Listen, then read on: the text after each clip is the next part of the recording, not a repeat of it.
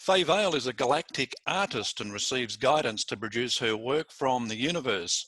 Her artistic genius came as a result of a supernatural experience in 2007, but her ET encounter started well before then, and she joins us now. Hi, Fay. Hi, Dean. Pleased to meet you. Yeah, we've been meaning to catch up for quite some time. Of course, I think you contacted me back in February 2020, and we did an article on the site, but I wanted to meet you in person, and you can tell us a little bit about your experiences. But we'll talk about your artwork shortly because it's truly amazing. But firstly, your UFO encounters, and your first one was in 1965? Yeah. I lived in Leicester then, in England. It's like in the middle of Britain. And we'd had friends around the house. I was at home at the time, and it was in the evening, and they didn't leave till about 11 o'clock at night. And my husband popped off to bed because he'd got to go to work, and I said, I'll be up in a minute, I'll just wash the coffee cups up. So I did the dishes, and at that time we used to have a milkman, so if you had an empty bottle you'd wash it out and put it on the step for the milkman to renew it in the morning. So it was getting up to 12 o'clock at night by this time, and our house faced a golf course, so there was absolutely nothing in front of us. But I went to the door, opened the door, bent down to put the milk bottle on the step, and I heard this humming noise, and it was just like, Right. And of course it was 12 o'clock at night. Most people had gone to bed. The street was in blackness. And I looked up wondering, where's that coming from? And as I looked up, in the sky, right above the house was this huge, and it was like elongated, cigar-shaped thing, but it was quite big, really big, but it just sat there like that above the house. And as it did the humming noise, it vibrated to it. It was bright orange colour, and it just went brighter and duller as the noise went. So I looked at it for a couple of seconds. Yep. I did what most people would do, and I ran in and shut the door because it scared the hell out of me. And I went back in home, and I stood there thinking, shall I look out the curtains and all the blinds and see if it's still there? But I was afraid what might be looking back at me if I did, because I was so scared.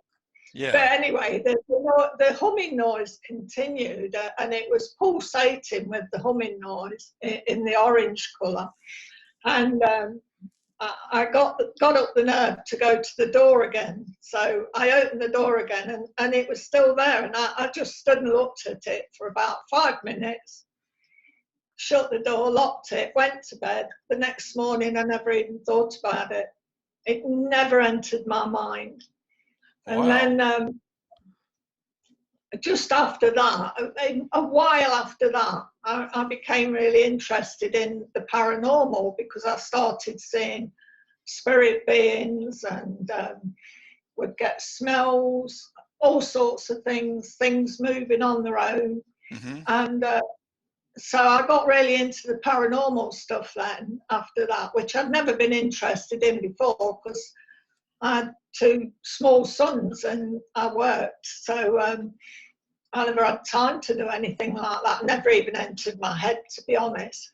But I got so much into it that I got up my own paranormal team, and we used to go to haunted houses and haunted places and film stuff, all sorts of stuff like that. So, and then it must have been 10 years later, I'd done all this paranormal stuff. 10 years later, my boys were a bit older then, and we also lived near water, and they were keen fishermen. And they said, Mum, can we go fishing? We're night fishing. can you get us up at 3 o'clock in the morning? So I thought, oh, okay then, because they will give me a free day if they're fishing. I've got the house to myself to do some job. So I set my alarm, got up at 2 in the morning so I could see the boys off. The first thing I did was look out the bedroom window to see what the weather was like, being as they were going fishing. And I looked out the bedroom window, and as I looked, there was 5 stars, but there was 4 together and 1 in the middle. I don't know whether you know what dominoes are like. Yeah, yep. You know the number 5 domino with the 4 and the Yes. 1 in the middle. Yep. There was that formation, and they were just sitting there, and I looked at them and I thought, I've never seen stars like that before. And as I was looking at them, they just started darting all over the place at tremendous speeds and ridiculous turns and angles. Yep. And so that was another time. What year was that? What year was that? It must have been about 1975. Okay. It was about 10 years later. But in between, I'd all this paranormal stuff, and I remember one day, this is how strong the paranormal things were. I was walking into town, and there used to be a railway bridge, and you could walk under it, and it was a shortcut. Mm-hmm. So I always used to check, see if anybody was under there, because I used to think, if you're going to get mugged, it'll be under this bridge. Right. And as I'm standing there, this guy's coming towards me, coming under the bridge, and he had black clothes on and black baggy trousers, but he walked really funny, like a penguin. His feet went like that. So I'm waiting at this tunnel for him to come through. And I waited and waited, and he never came through. And there was no other place he could go except the road from which he came down, the other side of the bridge. And I waited and waited, and he just disappeared. Well, later on, a friend rang me up, and I said I had a really weird experience today. I said this guy was coming under the bridge, and he just disappeared. I said, but the weirdest thing was he walked like a penguin, and she knew who he was. And apparently he died years before, and he used to be known as Pete the Feet. Wow. He had a weird walk, but I didn't know anything about him, but he was as plain could be, and I had several experiences where that happened. But I just got used to it. But this was after the UFO experiences. And then in 2007. Mm-hmm. This is when everything changed for you. Yeah, this was a massive change. In 2007, I went to a meeting because I had a paranormal group. And there used to be big meetings once a month, and different groups would bring their evidence of paranormal, and we'd show it on video and audio stuff and stuff. And so I went to this meeting, and my friend went with me. She drove, and coming out of the meeting, we was talking to a lady in there because the building was haunted by a young boy. And she was telling us about the ghost. So we didn't come out till 12 o'clock at night. So once again, it was pitch black. This was in the summer of 2007. So we went back to her car. And this time I'd moved to Lincolnshire, which wasn't too far from Leicester, where I was born. And we was going back in her car, and we was going down the country roads where it's not very well lit. And we was driving along, and all of a sudden this big white owl flew straight across our windscreen, that close that it made me jump, and it settled in the tree at the side. And at the time I said to her, oh God, I said, I've not seen a white owl before. And she said, no, it's really unusual for around here. Mm-hmm. So we carried on driving, not very fast really, because it's such a dark, narrow road.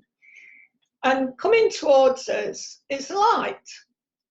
Well, we thought it was a car with its lights on full beam, because when it's a little way away, sometimes it looks like one light. Mm-hmm.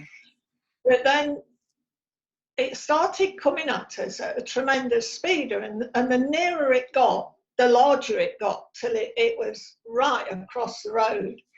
And the funny thing were, it was really bright, but you could still look at it. And as we were going along, it just went faster and faster. And this was our car, and it just come at us like that.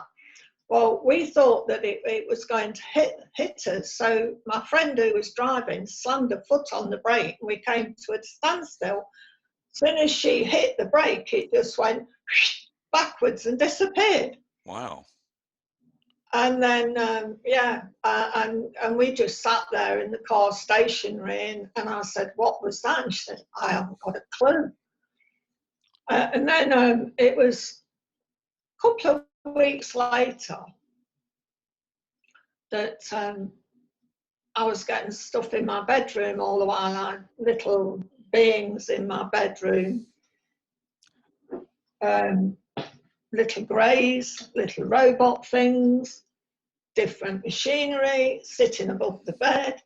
Say they were collecting data. It got so bad that I was being woken up every half an hour some nights, and I was exhausted.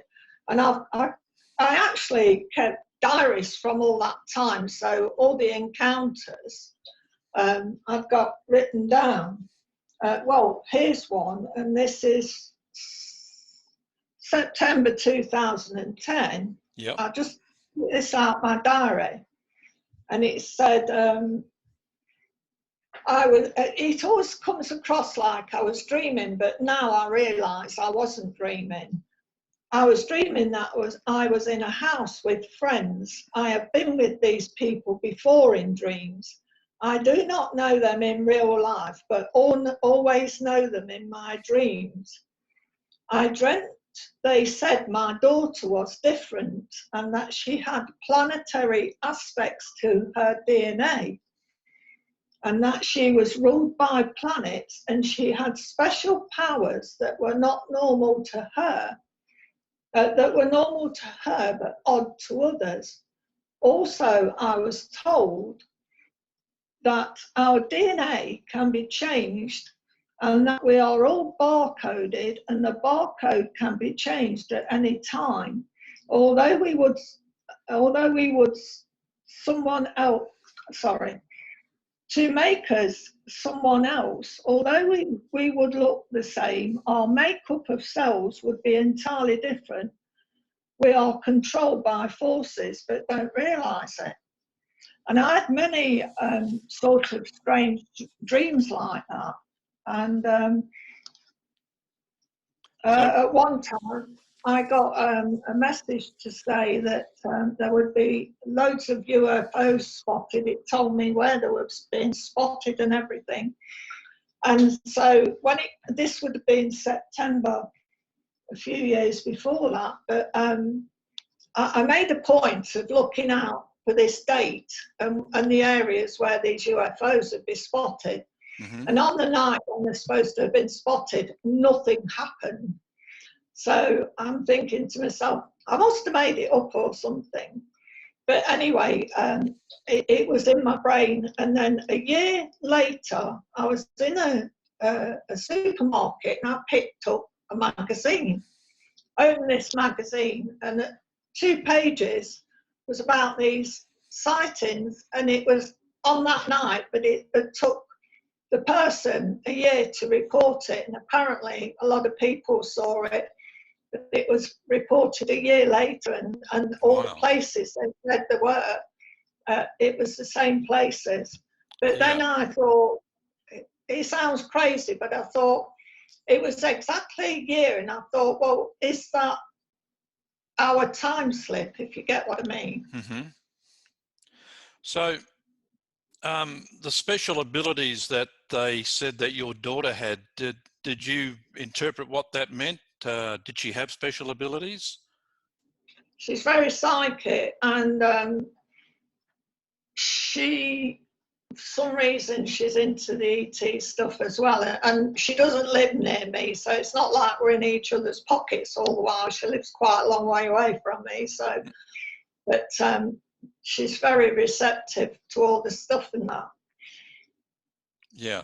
Well, let's talk about the artistic ability, because up until that moment in 2007, you really hadn't even picked up a pencil and attempted to draw anything. But no, because I mean, my first husband died when he was 24, and I nursed him at home. So when he passed away, I had two small babies. So my oldest son was only 4 and the youngest one was only 2. So I was really busy, and you know, I had a lot of stuff going on at that time.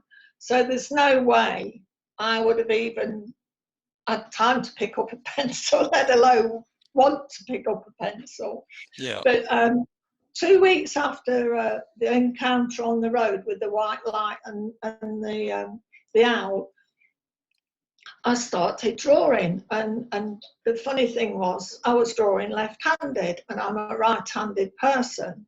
Wow. And it started like a 2-year-old scribble, but I couldn't leave it alone, and I'd be getting up at 3 in the morning and just drawing. I was compulsed to draw, and I couldn't stop doing it.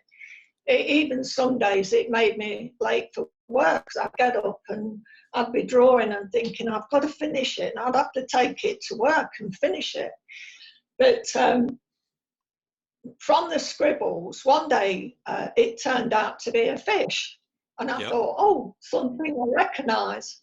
Well, after that, I started getting military drawings, and being never in. If I'd have been a man, I'd have probably been more interested in it. But I started drawing tanks and warships and landing sites, aeroplanes, all things to do with war. I even got some grave sites where soldiers were buried.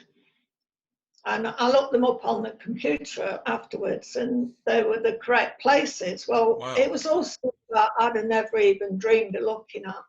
But what it entailed was that they were showing me war stuff, and from ships they went to aeroplanes and landing sites, and then I started drawing rockets. And I was drawing rockets on the launch pad ready to go up, and I'm thinking, why am I doing this? But from rockets, I started drawing UFOs. And then I'd get maps of places the UFOs went, UFO landing sites. I even got something telling me how to build an airflow system. Wow. It was crazy stuff, yeah. So why were you drawing these things, and did you and why were you drawing left-handed when you were right-handed? Right, I'll tell you that. The reason why is because I'm right-handed. If you told me draw a flower, I would draw it. But if I did anything wrong, I'd think, oh, that's not right. I'll do that bit like that. And sorry, I've lost your pitch somewhere. No, I'm still here. Yep, I'm still here. Oh, okay then. Yeah, so I draw it how my mind's eye was, and then that would be my logical brain, side of my brain going in and saying this is not right. But if I draw with my left hand, which I don't have so much control over, my mind doesn't tell me to correct that. So it's like a free channel. Yep. Because the brain doesn't kick in like it would on my normal hand. Right. So I started doing drawings with my left hand. I just couldn't control it. I was doing them all the while. 3 o'clock in the morning, 10 o'clock at night, you name it. I just felt compelled to pick up a pen and draw. And I can show you. Well, that's amazing, and that's from someone who hadn't drawn before. Yeah. And that's all. And that was with your left hand. This one, I think that one was, yeah. Yeah. So when you started drawing so well, did it actually frighten you that you suddenly had this ability to draw that just kind of came out of nowhere?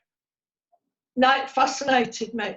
I was absolutely fascinated, and I never showed anybody for 2 years, not even my husband, because how can I say I'm getting all this stuff from aliens? He'd have probably got me locked up somewhere.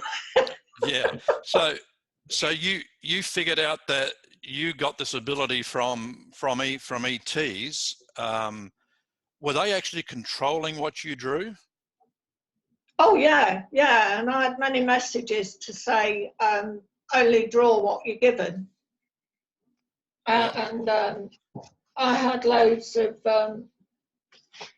This is some of the weird writing I've had. Okay. I don't know if you can see that. Yep. Have But you there's different sorts of writing. have you had that writing analysed by anyone? No. But what I can do, what I did, I thought, well, it's a two-way thing. So if they're giving me writing I can't understand, I'll ask if they can put it in my own language, translate it for me, which is what I do now.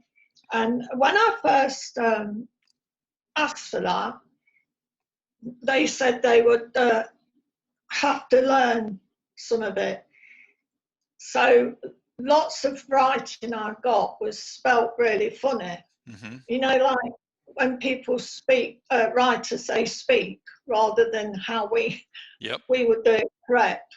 Lots of it was like that for a start, and then it became a lot clearer. And now this is, you see there, Right. sorry, there, that is some kind of language. So now I can ask questions. Yep. Can you tell me about this picture and also the shapes? And he says, I'm a forefather of a forgotten race that are rebirthing. The writing refers to man's rebirth as evolution participates in its largest leap yet. So I get lots of information. Okay. So what kind of information is it? Is it kind of predicting what's going to happen, or is it to do with yourself, or? It is to do with mankind, about us evolving as like the beings we should be. Mm-hmm. And a lot of the children who are coming forward, like the star children and the indigo children, they're already got what we have, but they're more able to use it because we are more conformed to the way we live in than what they are, and they communicate anyway. Yeah. So it's about us becoming in our own, and it's the same with the animals. They're now working on hybrids to re-inhabit planets that have been uninhabited. Well, that's what I was going to ask you. I was fascinated when I was reading the notes you sent me that you were given a message about the relationship between ETs, animals, and humans, and the reason for the blending of ETs, animals, and humans. And I just found that fascinating. Yeah, well, we all need to work together, and really, we're all the same inside. It's just that we wear a different outer. So, say I saw you in a military uniform one day, and then another day I saw you in a pair of shorts and a t-shirt. you looked entirely different on both days, but inside you're still the same. Right. And this is what it's all about. It's about us all working together and becoming one, because this is what's got to happen in the future. So, and the animals, sorry. no, that's all right. No, so so the genetic development between the three, that's not. It's not just for planet Earth. I read where they told you that the offspring were being supplanted elsewhere in the universe. Were they being put on other planets? Yeah, yeah. Because what man doesn't see is we think planets are habitable because of the gases and that. Mm-hmm. And I'll get that, and the high temperatures. But if you look on Earth, there's like places you would never ever dream you'd find life, but you do. And just because we breathe in oxygen, it doesn't mean that everybody breathes oxygen. Yep. And so these planets that are livable are being re-inhabited, and a lot of the animals that were mutated on Earth, and the animal mutations, and these are like surgical operations. When you see these animals, how they've been mutilated, or shall I say, just taken parts of. What they're doing is the things that they can marry or hybrid, make a hybrid out, which will make them stronger to live on this planet. They're investigating it and trying to use it. I know it sounds crazy, but that's what's happening. So this is the animal, because I did a couple of stories recently on animal and cattle mutilations and the mystery surrounding it. No one's really got a clue of why it's happening. So would this possibly be why it's happening? Oh, definitely, because there's lots of aspects that we've got on Earth within life that don't marry, don't necessarily survive on another planet. But if you put it together with a planetary animal, then you can make a hybrid. It's the same as like I said, like the star children and that. They're actually hybrids. They've got inner things than we have, senses. Yep. These animals won't necessarily survive straight away, but they will find the right combinations, and it's all experimenting, and it's the same as what we do on Earth. Right. Well, Fay, the ETs that are communicating with you, they must be so far advanced. I mean, it's just hard to comprehend. Did they give you, like places? Do they point out places in the universe where life exists, and you get to draw them? Oh, I've not got that book. Yeah, I've got a book. Oops, I didn't bring that one down. It's one of my first ones. But yeah, different places, and the buildings and that are on there. I must show you them at some point. But the buildings that are on there are like, when you see the futuristic films and you see the different buildings, they're like that. And quite a few of the buildings are underground. On other planets? Yeah. Yeah.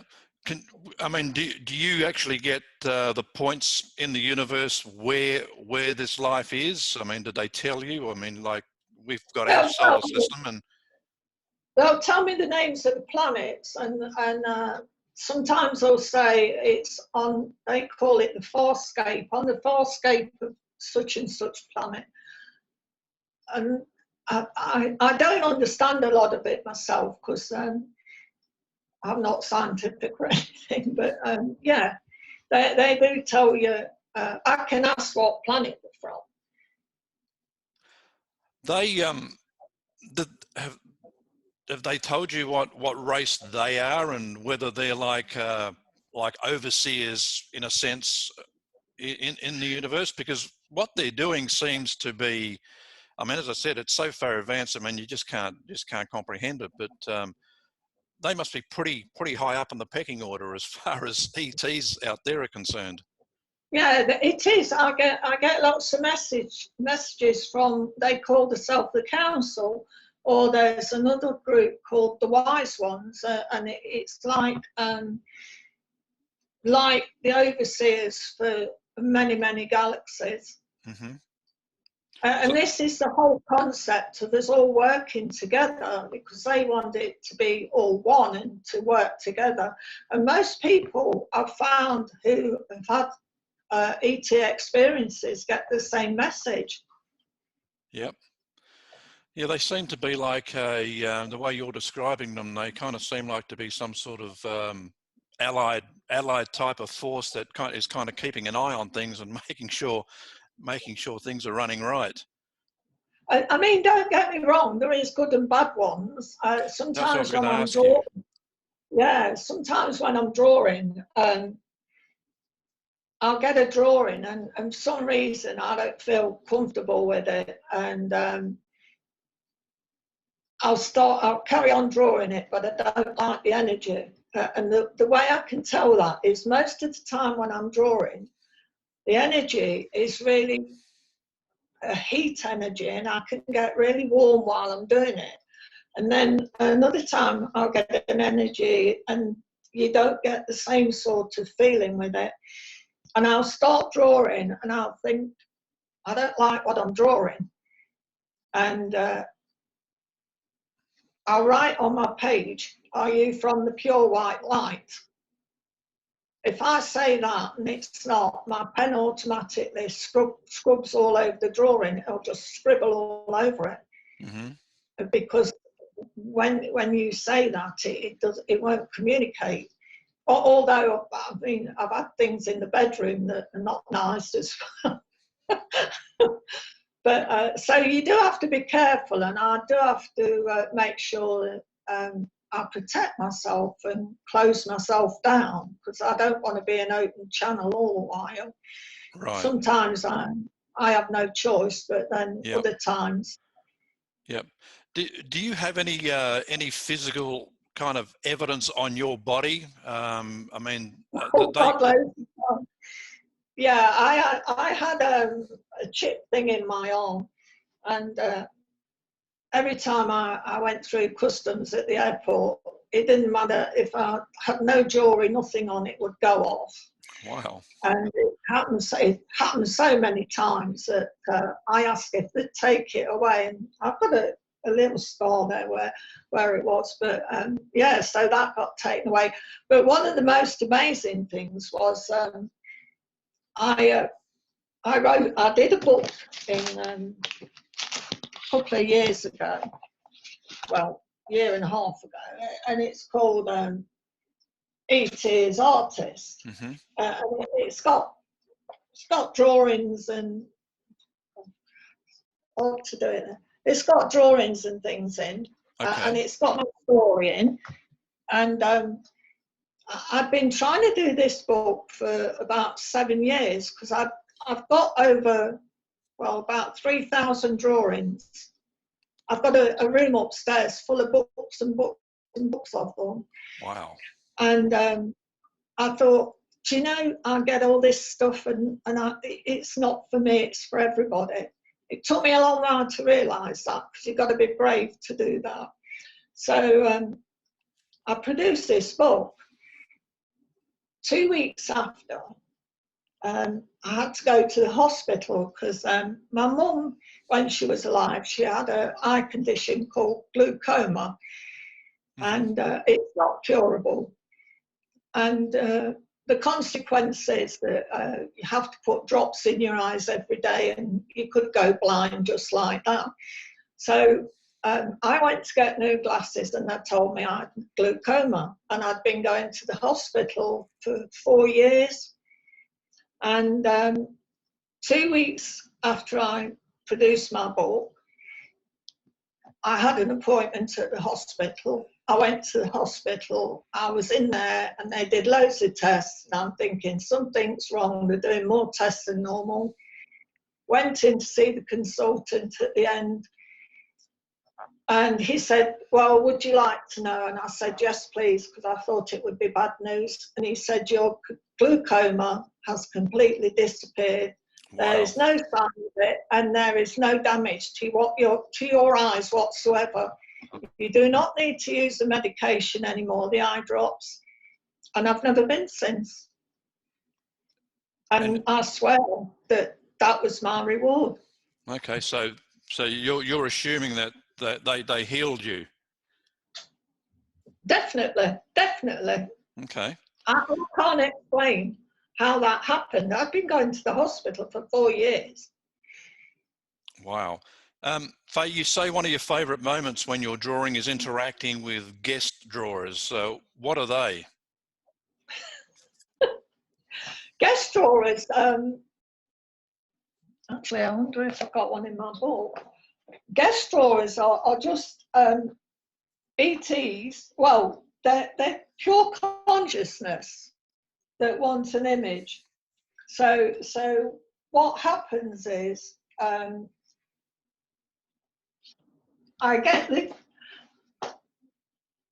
start drawing, and it'll just can be any image. Sometimes it's an animal, sometimes it's a bird, or a strange looking being, and all they want to do is the consciousness to be seen in their image.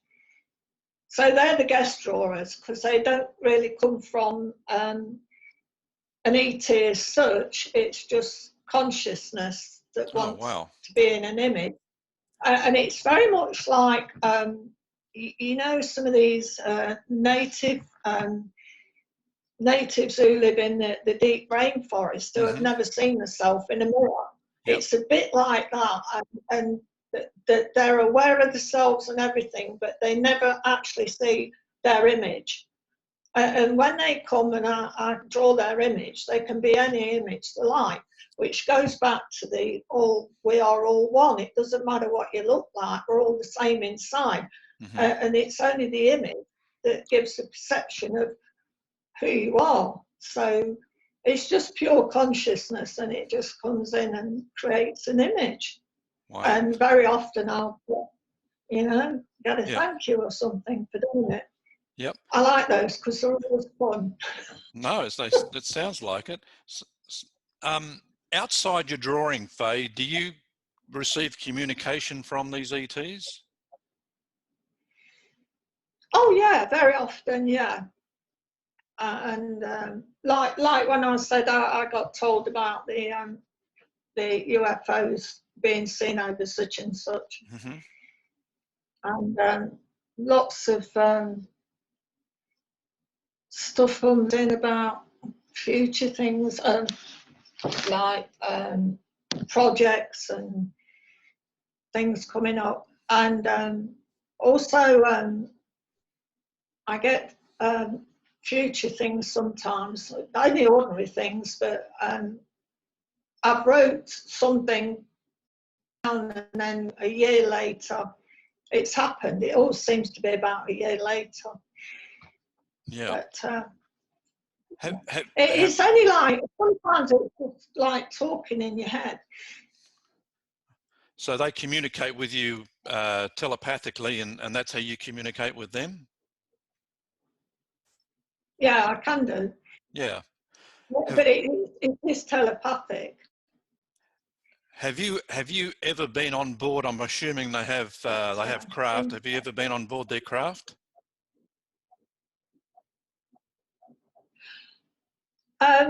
Yeah, but I didn't remember it. And then I had a regression, and I remembered it, and it was a disc-shaped craft. The biggest memory of it was the floor, and the floor was grey, but it was like a really weird material, like a metal bumpy material. Mm-hmm. And I remember being in the craft, and it was huge. And one side of the craft, it had a massive. It was either a window or a screen, but it had different. It would have been a screen actually. It had different planets on it, and it had like maps of, like you would see in a road map, and it had different planets and all different maps of sort of lines of how to get to the planets and whatnot. And then right in front of me was two doorways, but they never had doors on. They were just like big archways, what went to somewhere else on the craft. And then on the right-hand side was just all different instruments. And I was aware of the beings being on there with me, but I didn't see them visually. And the only way I can explain it is if you're standing somewhere in a crowd and someone stands quite closely behind you, then you just feel their energy, and something will make you turn round and you'll see them. And it was like you felt them around you, but you didn't see them. But I've woken up many times with bruises and marks and different things on my body. But I just take it as normal now because it's happened for so many years. Well, to receive bruises and marks on your body, obviously they must have you up on a table somewhere and doing some sort of experiment. Do you think it might be hybrid related? Yeah, because I had lots of dreams about babies and things, and looking after dying babies, and some horrible. I always thought, well, I wrote them down as dreams, but I don't think they were dreams. I think I actually did that, and I don't know. The funny thing where I lost a baby at 5 months, and I often wonder if that was something to do with it. Yep. Maybe not, but yeah. So, the roadmap you mentioned was interesting. So they're not shy in showing you, how they get here, no. And where they're from. No. They showed me that when I was on the craft. Right. Have you actually have you actually drawn those roadmaps? No, but I could do. I could remember them, I think. Yeah. But they're like, like if you had a map on Earth and say you wanted to know where you can refuel and that, lots of the places are like for refueling as well. So they would be like places where there's energy, lots of energy, and quite a few of the crafts are run on crystal energy. Mm-hmm. So there's quite a few things like that. Yeah. And then there's other energies as well, but I can't remember offhand. I'd have to get some of my really old books out. I'll have to get some stuff out and I can send it to you if you'd like to see it. That would be great. Fay, do you ever wonder, or were you told why you were chosen in particular? Well, I always thought, this is crazy, but I always thought I was chosen because I left school at 15. My mum had 4 children and we never had any money when we were young. And I left school at 15, so I had no higher education whatsoever, which makes me quite a virgin in like education. Mm-hmm. looking at education. And I always thought that's why I was chosen, because I was a raw subject, so to speak. I hadn't been, indoctrinated with this is this, this is that, this is the other. So I always thought that. And then a revelation came, which only happened a few months ago. And my first husband, who died, his brother moved to Australia. Mm-hmm. And when my book came out, I'd never mentioned any of my stuff to him, so he didn't know anything. But when my book came out, I thought, I'm going to send him a copy and see what he thinks. So I messaged him and I said, I'm sending you a book. I said, and I shan't tell you what's in it. I'd just like you to look at it. And about 6 weeks later, I got a message back from him, and he said, you're not the only one in the family who's had ET experiences. And he'd never, ever told anybody. But my first husband, who his younger brother and him, they lived on a farm when they were kids. His dad had a farm. And he said nearly every night we had them in the bedroom. Wow. And he said, we used to call them the threes. He said, because 3 of them would land in the field at the same time, he said, and we had many horrific encounters. And he said, I have never, ever told anybody before. So I think, because I was married to him and had 2 children by him, that's why, that's the connection. But he could have knocked me down with a feather when it came, like never in a million years. So his experiences weren't pleasant? No. But then they were only small boys at the time. But he said that they had it all the while when they was on the farm. Gosh.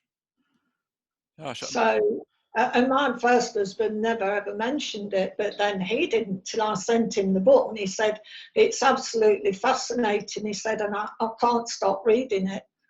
And he said, I've never ever told anybody. Wow. So that's I'm just amazed, because the deeper I delve into this topic, and the more people I speak to, I'm just assuming there must be millions of people out there with a similar story to tell that have just kept it to themselves. Oh yeah, and I put a page up on Facebook. It's called ET Connections, because so many people got in touch saying they'd had experiences and never told anybody. So I got a page up on Facebook, and I just put UFO information so people can read and look into whatever they want. I put some of your stuff on today, by the way. Great, thank you. Yeah, no, that's okay. People just want to read it, and it only started off with 3 or 4 people, and now there's, I think it's 150 people from all over the world. Okay. Who have had experiences, and there's so many, and they don't speak about it. Yeah. So that's called ET Connections. That's your page on Facebook. Yeah. Fay, just a couple more things before we're just about run out of time, but I noticed in the book Mary Rodwell wrote, I think, a foreword. Are you good friends with Mary? Yeah. I met Mary when I lived in Glastonbury, and she came and spent an afternoon with me and went through my drawings and that. And me and Mary have been friends ever since, and we exchange information sometimes. Yep. You're in good company with Mary Rodwell. Oh, she's brilliant. And the thing is, the more of us who come out and speak about our experiences, the better it is, because it's only really like, gay people, and they keep it hidden for so long, and then you have to be really brave to come out and say who you are. And if this happens to you, you need to speak about it, because there's so many other people who never speak. Right. And because it's a mental thing again. Oh God, she's you know, she's not all the Yeah. tickets or whatever. Yeah. But no, there's just too much of it now, and lots of children have experiences as well, because of course children don't know about supernatural and that, so they just accept it. Yep. Last question, Fay. So what's the overall message that you've discerned from these ETs? That we've got to start respecting our planet, because if we don't, then we'll be off like the dinosaurs, I think. But we've got to start respecting our planet. We've got to begin to use our own powers. We already do that. There's so much technology come forward and different things, but we have to work with nature and we have to work with mankind, because if we don't, we're scuppered. Yeah, yeah. Well, Fay, thanks very much for joining us today, and I'm pretty sure we'll catch up again in due course. But fascinating discussion. Loved your company, and stay in touch with us.